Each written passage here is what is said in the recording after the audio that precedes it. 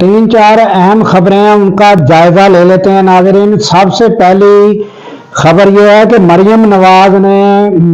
उलमा हजरात और फिर क्या फरमाया और उलमा हजरात ने क्या फरमाया ये हम आपको बताएंगे। उसके अलावा पाक अफगान जो मुज़ाकरात हैं वो अब क्या जंग की तरफ गामज़न है, क्योंकि मुज़ाकरात जो हैं वो ख़त्म हो गए और किसी भी वो अमन तक नहीं पहुंच सके, तो उसका जायज़ा लेंगे। उसके अलावा नाज़रीन गजा का मामला वो भी हम आपके सामने रखेंगे और फिर पीटीआई के मामलात और सुहेल अफरीदी की मुलाकात का मामला और हुकूमती अमूर और इमरान खान के केसेस कहाँ तक पहुँचे, ये सारी सूरत हाल का हम जायज़ा लेंगे और मुल्क को अंदरूनी और बैरूनी जो ख़तरात हैं और मुल्क इस वक्त किन किन मसाइल से दो चार है, थोड़ा सा जायज़ा इसका भी आखिर में हम लेंगे नाज़रीन।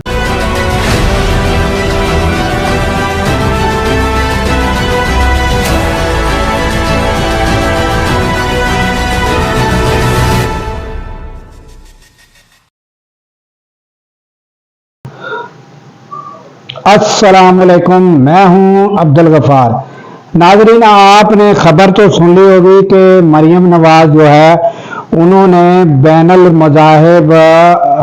इत्तेहाद कमेटी जो है उनके शुरका उनके उलमा उनको जो है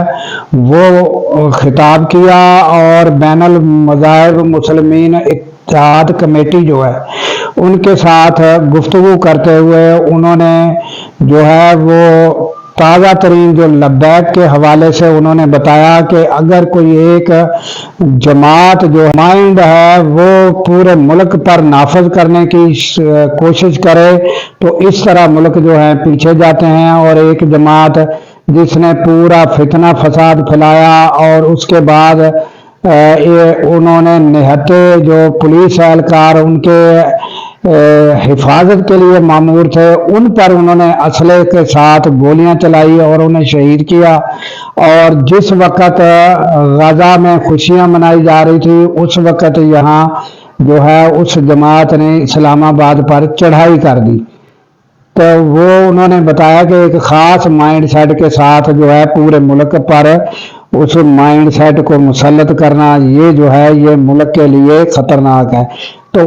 इस मामले पर जो है उन्होंने काफ़ी यानी कि अपनी जो है वो कारकर्दगी जो है वो पेश करने की कोशिश की और उसके साथ ही उन्होंने जो लब्बैक के खिलाफ कार्रवाई की उसके बारे में कहा और फिर साथ ही कहा कि जो जमात जो है वो सियासी जो हो मगर मुल्क के खिलाफ हथियार और मुल्क के खिलाफ मुल्क को नुकसान पहुंचाने का शुरू कर दे तो वो जमात सियासी नहीं रह जाती। तो इस तरह उन्होंने थोड़ा सा पीटीआई की जानब भी तवज्जो मबजूल कराई कि अब पीटीआई भी जो है वो एक सियासी नहीं, अब वो जो है वो समझे कि उनका कहने के मुताबिक यही था कि अब वो भी सियासी नहीं रही, वो जो है वो दहशतगर्द जमात बन चुकी है। तो इस तरह के उन्होंने बयान दिए और उलमा हजरात जो थे उनमें जो है मुफ्ती मुनीबर रहमान व दीगर उलमा मौजूद थे और उन्होंने यकीन दानी कराई के अमन के मामले में हम आपके साथ हैं। तो ये नाज़रीन ताज़ा तरीन अपडेट गुज़श्ता रोज़ जो है वो उलमा इकराम जो थे बैनुल मज़ाहिब मुसलमीन कमेटी जो थी वो उनके जो शुरका थे वो जो है वो उस कमेटी में शामिल हुए और मरियम नवाज ने उनके साथ जो है वो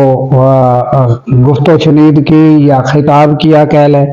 तो ये ताज़ा तरीन सूरत हाल। और उसके बाद नाज़रीन अब आ जाते हैं कि नाज़रीन जो जिसमें हमारे वज़ीर आज़म शहबाज शरीफ ने बढ़ चढ़ कर और बड़ा नोबल इनाम के लिए नामजद किया था डोनाल्ड ट्रंप को। तो अब नाज़रीन ताज़ा सूरत हाल है ये है कि 150 से ज़ायद शहादतें गजा में हो चुकी हैं और हालत ये है कि اب بھی جو ہے ہمارے وزراء کہہ رہے ہیں کہ وہاں جو ہے ہمارا جو پاکستان کو اگر وہاں کی کمان سنبھالنی پڑی، وہاں کے امور سنبھالنے پڑے غزہ میں، تو یہ بہت بڑی شہادت ہوگی۔ تو حالت یہ ہے کہ وہ اسرائیل جو ہے وہ اپنی منمانیاں کر رہا ہے، اور کتنے جو 6-7 ممالک نے مل کر جو ہے وہ ایک فیصلہ کیا، اور اس پر تاحال عمل نہیں ہو سکا، اور اب جو ہے وہاں پر بمباری اور شہادتیں ہو رہی ہیں۔ تو اس صورتحال میں کیا غزہ کے لوگ جو ہے وہ پاکستانی افواج کو جیسے ہی وہ پہنچے گی تو وہ کیا پاکستانی افواج کو پھولوں کے ہار پہنائیں گے، اور کیا حماس جو ہے وہ بھی جو ہے وہ پاکستانی افواج کو وہاں ویلکم کرے گی؟ تو یہ ناظرین تازہ صورتحال غزہ کے حوالے سے ہے۔ تو اس کے علاوہ ناظرین آ جاتے ہیں پی ٹی آئی اور سہیل افریدی۔ تو آپ کو پتا ہے کہ ناظرین یہ 2 روز جو گزرے ہیں یہ ملاقات کے روز سے، اور تاحال جو ہے وہ سہیل افریدی کی ملاقات وہ نہیں کرائی گئی۔ تو یہ صورتحال بھی کشیدگی کی طرف جا رہی ہے۔ اور اس کے علاوہ ناظرین عمران خان کا میسج سہیل افریدی کو پہنچا، تو انہوں نے ایک سمجھ لیں کہ مستقل نہیں تو ایک کابینہ جو ہے، چھوٹی کابینہ چند افراد پر مکمل کابینہ، تو وہ عمران خان سے جب ملاقات ہوگی تو پھر وہ تشکیل دیں گے، مگر کابینہ تشکیل دینے کے لیے کہا گیا ہے سہیل افریدی کو۔ تو وہاں جو سوال و جواب کچھ صحافی کرتے ہیں، تو انہوں نے جب ایک سوال کیا کہ آپ جو ہے وہ خیبر پختونخوا میں جو ہے وہ لوگوں کے جو مسائل ہیں یا جو مصائب ہیں ان کو حل کرنے کے لیے آپ کے پاس کیا تدابیر ہیں، اور اب تک جو ہے آپ ان کے مسائل حل نہیں کر سکے، تو ان پر آپ کیا کر رہے ہیں؟ تو اس طریقے سے ایک سوال کیا گیا۔ تو سہیل افریدی نے بڑی ہی تحمل اور صبر کے ساتھ ان کا جواب دیا کہ اگر ہم مسائل حل نہیں کر رہے تو آج اگر ہماری حکومت ہے خیبر پختونخوا میں تو وہ اس کا نتیجہ یہی ہے کہ تیسری بار مسلسل ہماری حکومت ہے، تو یہ عوام کے مسائل حل کرنے کا نتیجہ ہے کہ ہمیں تیسری بار مسلسل جو ہے منتخب کیا گیا ہے۔ تو اب بھی انشاءاللہ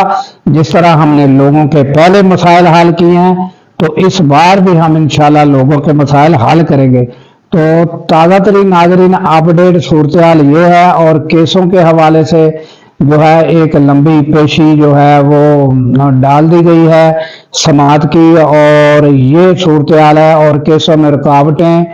جو ہیں وہ جاری ہیں۔ تو اس کے حوالے سے جو ہے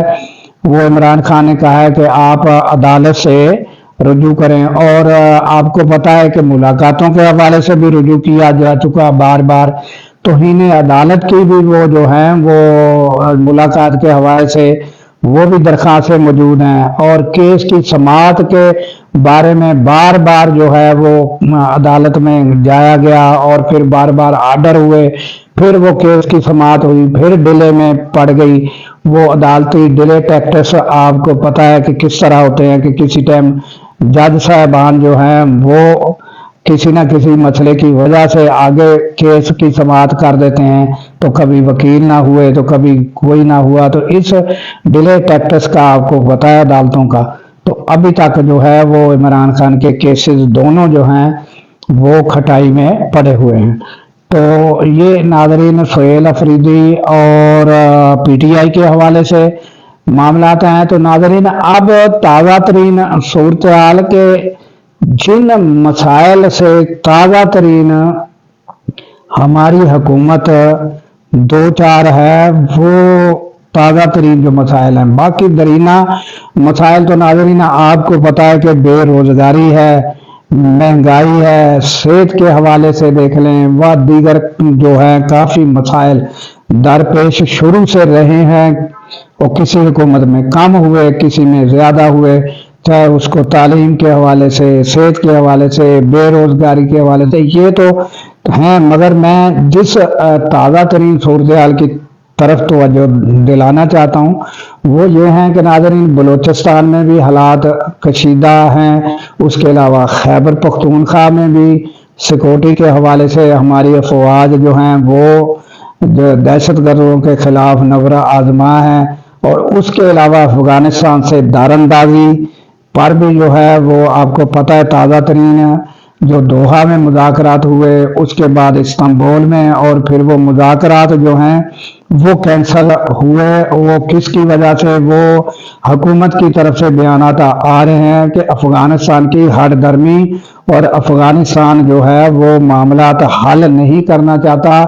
اب تو وزراء جو ہمارے ہیں ان کے کھل کر بیان آ چکے ہیں کہ وہ افغانستان جو ہے اس کا معاشی نظام ہی جنگوں کے اوپر ہے، ان کی معیشت کا دار و مدار ہی جنگوں پر ہے، وہ جنگ ہی چاہتے ہیں۔ تو یہ صورتحال، اور اب پاکستان کی طرف سے ان کو بالکل جواب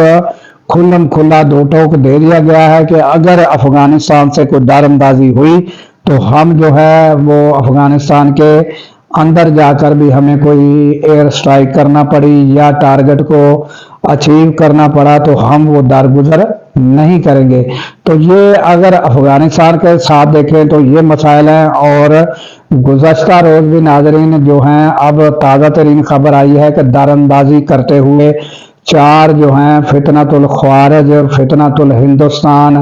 ہندوستان کے اسپانسر کیے گئے 4 درانداز جو ہیں،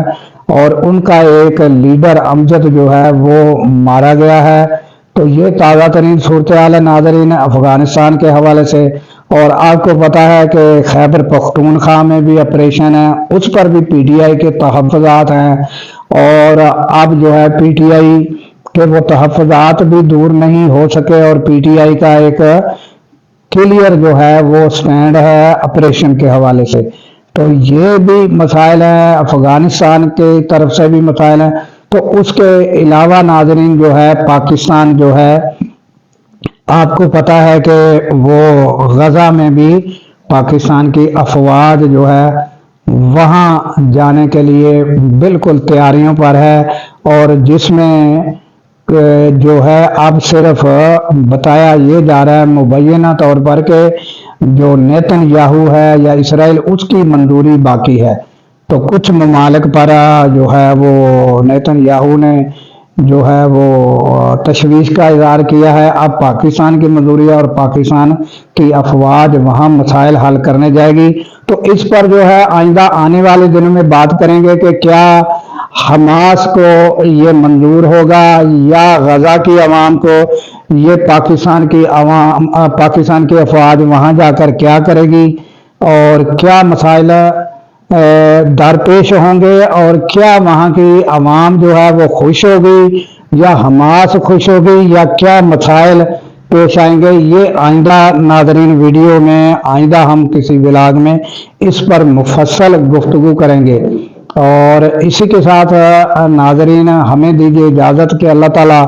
پاکستان کی خیر فرمائے، پاکستان کی سرحدوں کی خیر فرمائے، اور سرحدوں پر مامور ہمارے جوانوں کو اللہ تعالیٰ شاد و آباد رکھے،